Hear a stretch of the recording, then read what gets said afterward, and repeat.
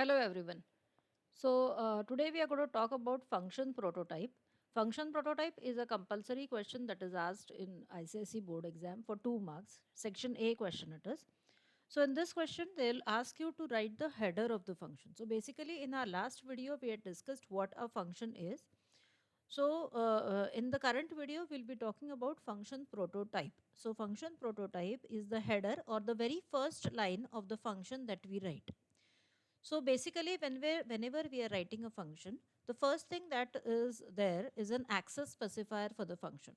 So access specifiers are of 3 types in Java. First is public. So when we give a public access specifier, that means the function is accessible everywhere in the class, even outside the class.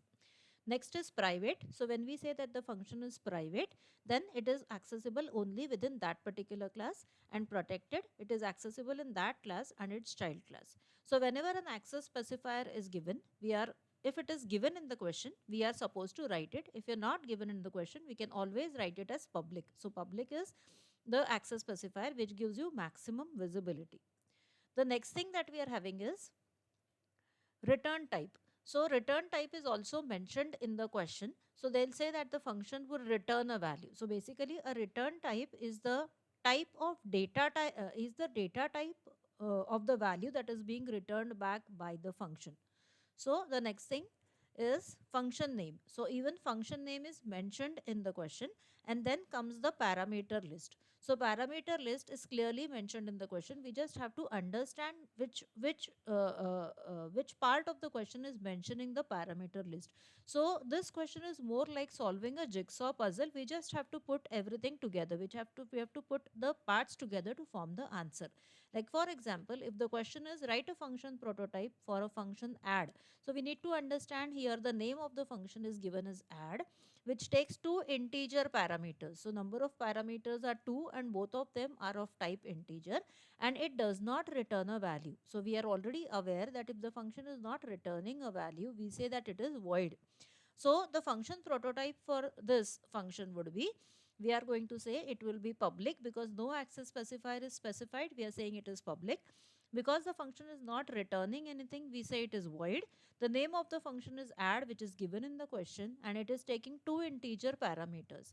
Now the variable names are not mentioned, so it is at your own discretion, at your own choice as to whatever variable names you want, you can give. So here we have given 2 variable names saying int a comma int b. So this is, we just have to write this particular line in the question. Observe that it is section A question. So you need to understand that in section A, they don't expect you to write any kind of program. So don't even go and give an opening curly bracket or a closing curly bracket. So we're not supposed to be writing body of the function. We are just supposed to be writing the function prototype or the header of the function. Now, there is also a term called as access modifier. Now, Java gives you 2 access modifiers. One is static, another is final. So, for ICSE board, we are not with, so it is not covered. The final keyword is not in your syllabus. We are having static as an access modifier.